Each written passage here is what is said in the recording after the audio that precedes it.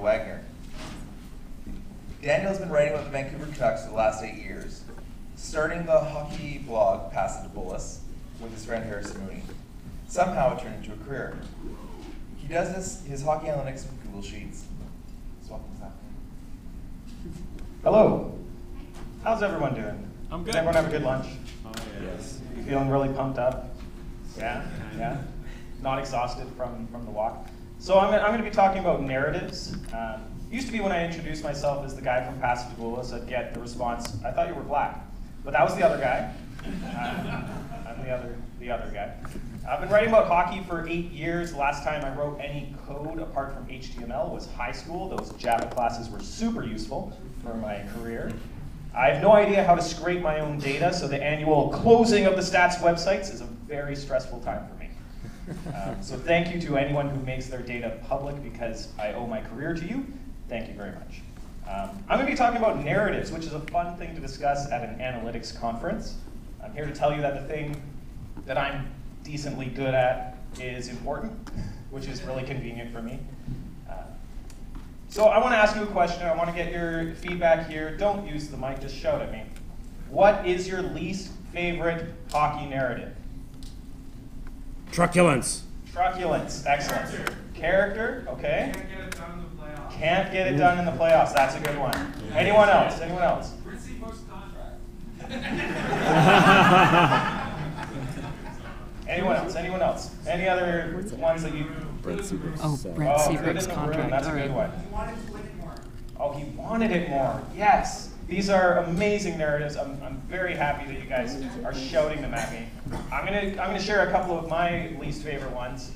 There's the xenophobic soft Euros, and the good old North American heart. That's a fun one. There's the must-win game, especially ones that are early in the season. I love that. The must-win game. There's the goaltender who makes the big save when he needs to. Make all the other saves too, please. This is a good one. The proven winner. That guy just wins, especially when it's a guy who comes from junior. He won the Memorial Cup. He's a proven winner. Get him on our team. Is he good now? No, but he's a proven winner.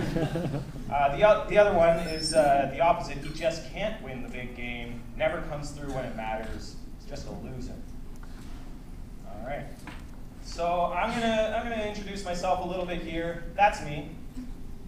When I was 5 or 6 years old, I can't remember exactly. I share this picture not just because I used to be really cute, and it might disarm you and make you be more kind to me, but also because this is not long before I first began writing about sports. When I was a kid, I used to stage these elaborate sports games with my stuffed animals.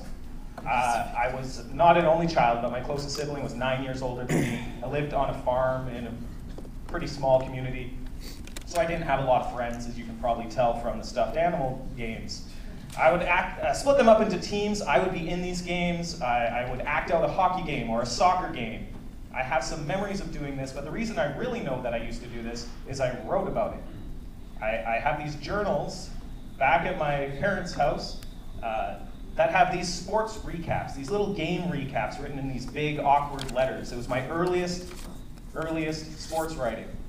I'd write about a stuffed kangaroo scoring the game-winning goal off a pass from a tie-dye triceratops. And with those game recaps, I included a little rudimentary box score, like I saw in the newspapers. And I'd have a record of how many goals were scored by each stuffed animal, along with the final score. Weirdly, the team that I was on often lost. I don't know what that says about me, but I have a record of this. I have proof. But that was it. There was narrative and numbers, side by side. Dogs and cats living together, mass hysteria. The numbers of hockey always mattered a lot to me. And it's likely because I didn't watch the games that much, which is a classic insult. But I didn't watch the games that much because we didn't have cable, and every once in a while there'd be a game on Hockey Night in Canada. But the way I consumed hockey was hockey cards. And on the back of each of those cards, there were numbers. And I used to pore over these numbers, trying to figure out who is the best goal scorer? Who is the best player? Are goals more important than assists? What the heck is a PIM? I had no clue. And so then when I started Pass It to Bullis, it was just a few years into the behind-the-net era, and I was as confused by the names and abbreviations of all these statistics as I was by Pym as a kid.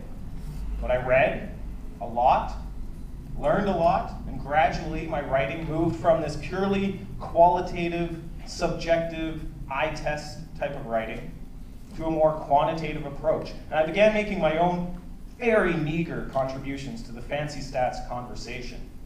And it started with these two Canucks. Oh, well, there's the question, what's a Pym? It started with these two Canucks, if it'll show them. There we go. Yeah, Kyle Wellwood and Manny Malhotra. Yeah, I used to be a really big Wellwood fan, and Malhotra is fantastic. These two players represent my earliest forays into statistics. The articles that I wrote about them have some pretty significant flaws, so if you hunt them down afterwards, please be kind. I was just starting to figure things out. So what was the narrative around Wellwood? Maple Leafs legend, Kyle Wellwood. Maple Leafs legend, Kyle Wellwood, absolutely. But the narrative about Wellwood was defined by a single picture, which I'm going to be kind enough to not show up on this screen. But a lot of you will probably remember that picture, sitting poolside, looking soft, looking weak. And that narrative defined Wellwood. And I had a soft spot for Wellwood because I found him relatable. My defining memory of Wellwood as a Canuck was at Canucks Super Skills one year. There was a break in the action, and all of his teammates were along the boards. They were chatting, they were laughing. Shane O'Brien was making jokes and cracking people up, and Kyle Wellwood was by himself in the middle of a face-off circle, lounging on one elbow. But he had a stick in his hand, and he was making the puck dance around the face-off circle while lounging. Lounging and stick handling at the same time. If that doesn't define Kyle Wellwood, I don't know what does. But it was a statistic that changed how I viewed Kyle Wellwood. We would now call it goals against per 60 minutes. At the time, it was called something else. I saw it in the Hockey News of all places. In the 2009-10 season, among skaters who played at least 500 minutes, Kyle Wellwood had the lowest goals against per 60 minutes in the entire NHL. The lowest. And that changed the way I watched Wellwood on the ice. I started to look at him in the defensive zone differently. I started to notice he always seemed to be on the right side of the puck. He was always in the right spot that the puck seemed to find him. He'd go into puck battles and he wouldn't be jostling people around, but he'd come out with the puck. And when he did get it, he got it out of the zone. Suddenly I had this different narrative, and I wrote about it. A small, soft, skilled center could be an effective defensive player. Now that has flaws, and I'm sure a lot of you are thinking of them right now. But moving on to Manny Malhotra, I wrote an article called Manny Malhotra is an Enabler. And that was the 2010-11 season. Ryan Kesler won the Selke. During the season, it appeared to me, though, that Kesler wasn't actually carrying a lot of the defensive burden. It appeared to me that Malhotra was doing a lot of that heavy lifting. He was the one starting in the defensive zone, matching up against the best players on the other team. Meanwhile, the Sedins were getting a chance to start almost every shift in the offensive zone.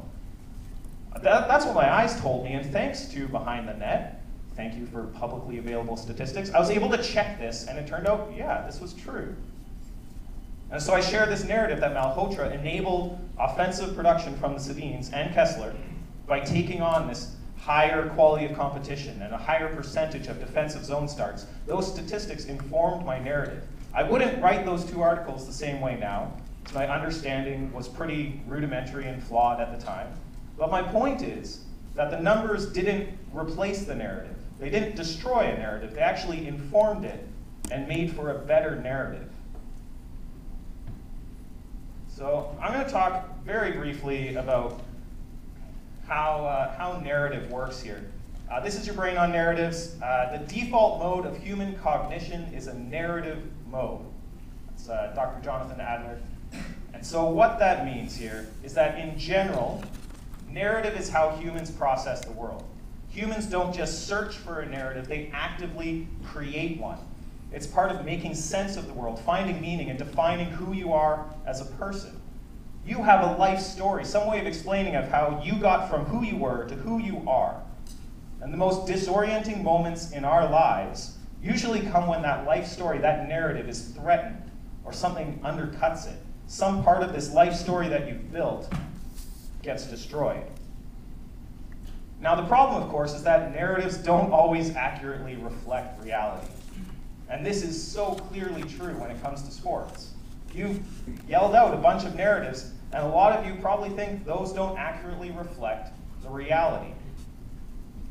So the narrative that sports fans have constructed to explain what happens on the ice, the court, or the field may bear only a passing resemblance to what has actually occurred. Now, this is because the human brain is incredible, but it has flaws. For one, it's not good at holding a lot of numbers or independently assessing thousands of individual events. And it's one of the reasons why analytics are so important. They can capture what the eyes miss and the brain can't collate. But it's also one of the reasons why analytics are such a hard sell to a lot of fans, players, coaches, and management, because numbers don't stick to the brain, but stories do. You can see this in pretty much if you look at any major world religion.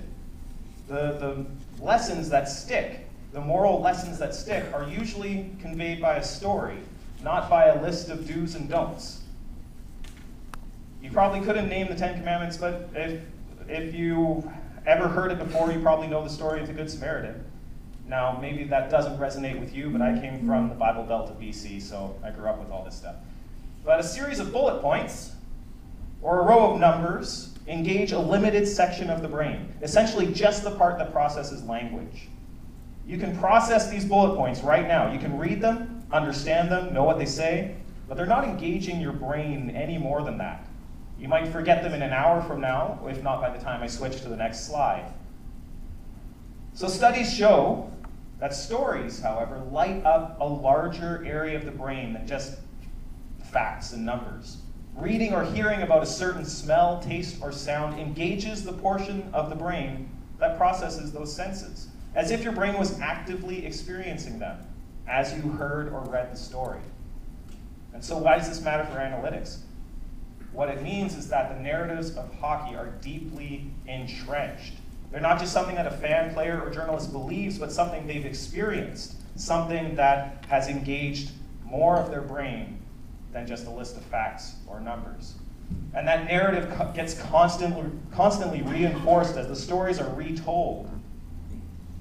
And as they're retold, that experience part of the brain lights up again and again, and it reinforces it, and you can't get rid of it. Those narratives are how fans make sense of the game. It's how they view the game. And when those narratives are threatened, it's profoundly disorienting. But the narratives of hockey are also what make the game meaningful. Because hockey, as much as we might not want to admit it, is inherently meaningless. It's just a game, you guys. There's no meaning to hockey. There's people who would argue there's no meaning to life itself beyond what we bring to it. But that's definitely true for something like sports. There is no meaning except what we bring to it. It's an exercise, a physical activity, but it has stories that surround it, traditions, narratives. And without those narratives, there is no hockey. It becomes meaningless, the meaninglessness that it already was. If you don't bring that narrative to the game is just a game. So you don't want to do away with narratives entirely, because there would be nothing left. The issue is that a lot of the hockey narratives don't reflect reality. Let's say you don't believe in the narrative that an enforcer protects his teammates. Perhaps you have data that shows that fighting does not lead to winning, it doesn't prevent injuries. You have this data and you can prove it. But that data will connect with a small portion of a person's brain. The enforcer narrative, however, lights up a larger portion. The same part of the brain that initially lit up when, say, a fan was watching Gino Ojic take on all comers while skating with Pavel Bure. Or the same part that watched Dave Semenko ride shotgun with Wayne Gretzky.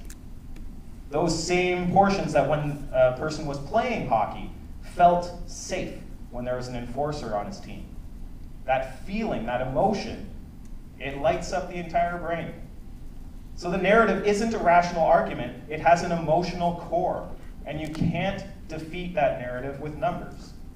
Now the numbers help, of course, especially to a good writer or a storyteller.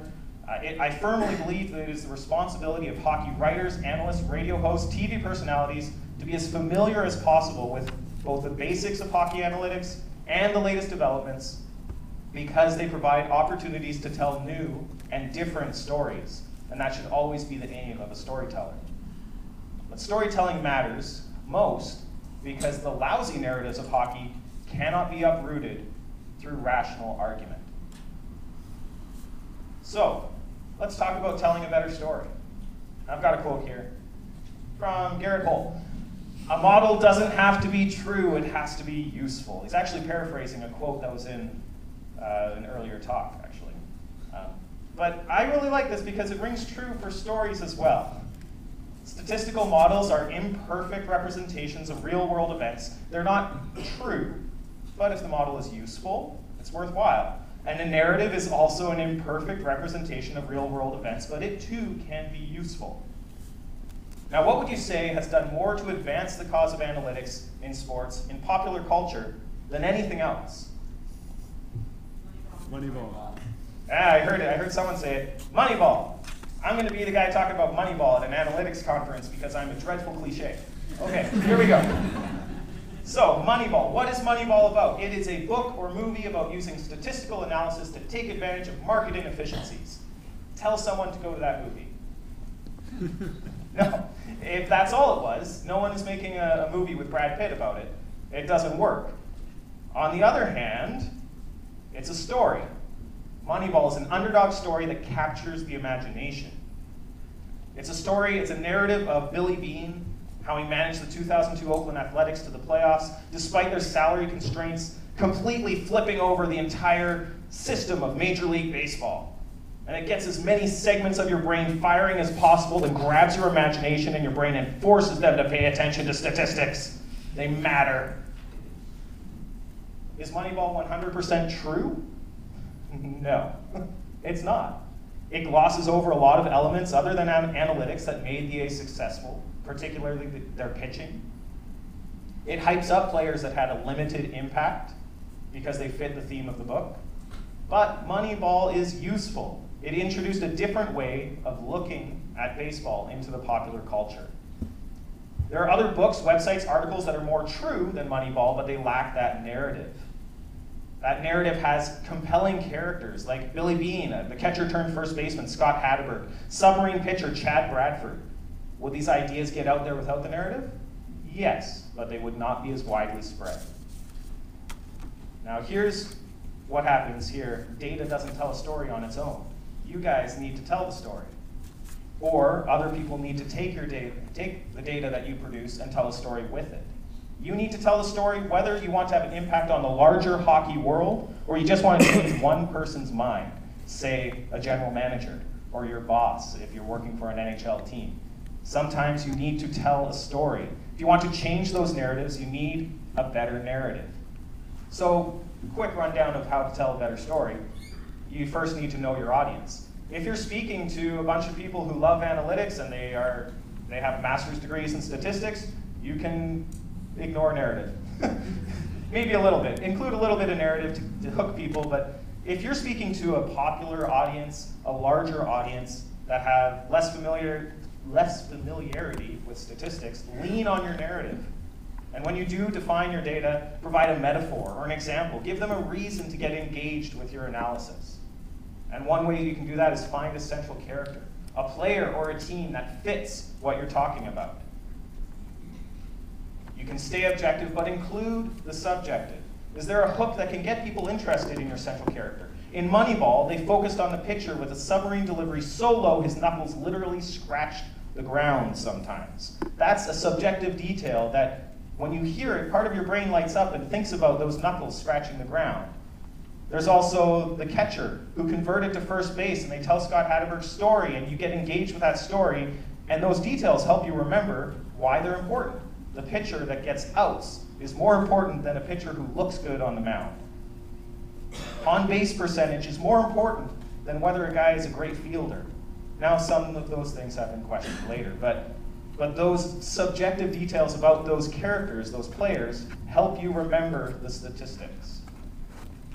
And here's another one. Don't avoid the negative. This is where narrative can be your best friend. If you've got an outlier or something that just doesn't make any sense, it doesn't fit your model, but you can tell a story about why, suddenly you've got something stronger. Someone goes, well, this guy doesn't fit, so your entire model sucks. No, I can say, hey, this guy, I can tell you exactly why he doesn't fit. and you can tell a story about it. And that can actually make you, if you can tell that story and you can figure that out, maybe that becomes something that you can incorporate into future models or future statistics. And finally, come back to the narrative in the end. Wherever you're presenting your analysis, blog post, a conference, a meeting, you can set the stage with a story, present your analysis, but don't neglect the narrative in the end. Coming back to your story will provide a more complete package and it will stick with your audience more.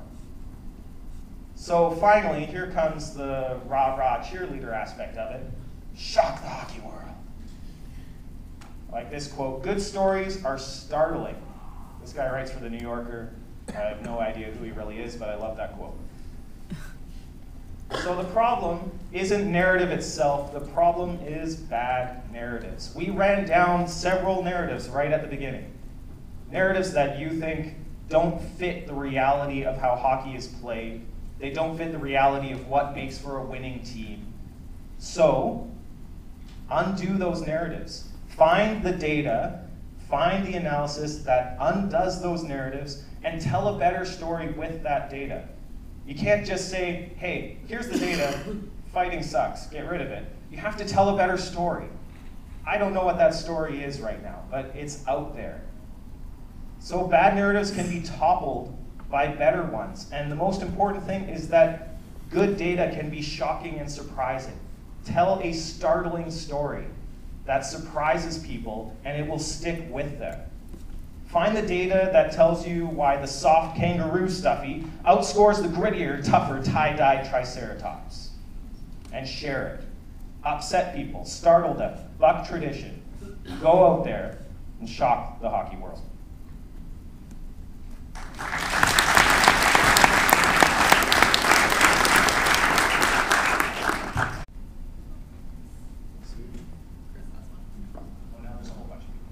Do you have a favorite narrative? A favorite narrative? Honestly, I really like the Kyle Wellwood narrative. That narrative of the guy who you wouldn't expect to be good at something, who turns out to be really good at it. Now there's a whole bunch of things that go into Kyle Wellwood having this low goals against per 60, but it actually was fairly repeatable. But he didn't get matched up against tough competition and things like that. But I got a chance to talk to him after he retired, and he basically said, yeah, coaches never trusted me defensively, even though he felt that he could be a very good defensive center.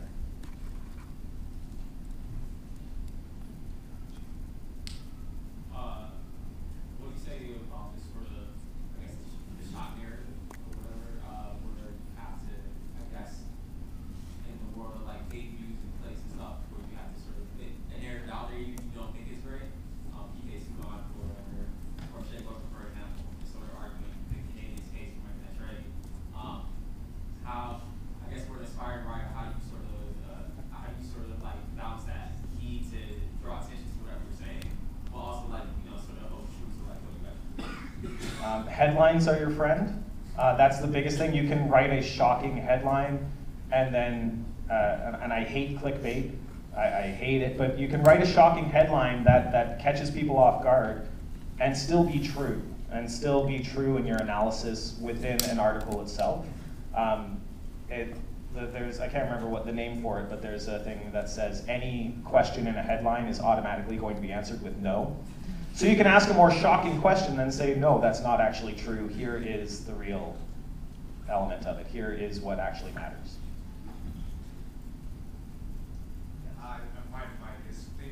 They turned my mic off, I think, because they don't trust me. That's a good decision. I guess my question is, there's been a lot of talk in this market recently about negativity, obviously. Why do you think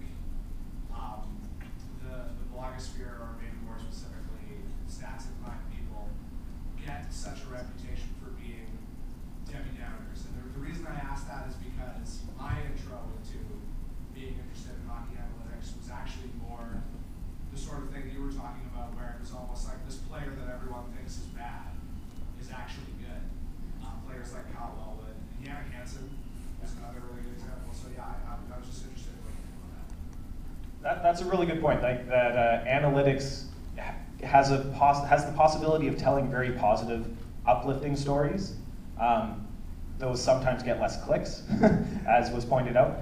But that's how I kind of came to analytics as well, was finding those kind of diamonds in the rough, those gems that don't show up through traditional statistics. But now that these analytics have become more accepted, you're starting to find ways of going, okay, well, this is bad, how can we make it better?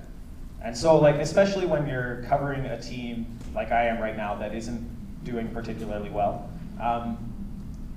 it's not nitpicking anymore, it's the entire thing. You're basically writing against an entire philosophy of running a team that, like, I disagree with. And so it's tough to be positive in that regard, so that, like, the negative hockey market in Vancouver right now is pretty understandable given the negative hockey being played on the ice. But I think that what you're saying is true. Hockey, like, analytics can be used to tell these positive stories, and I think that's really important to provide that better narrative to replace lousy narratives, is telling positive stories, not just negative ones, because negative ones don't really inspire people to do more.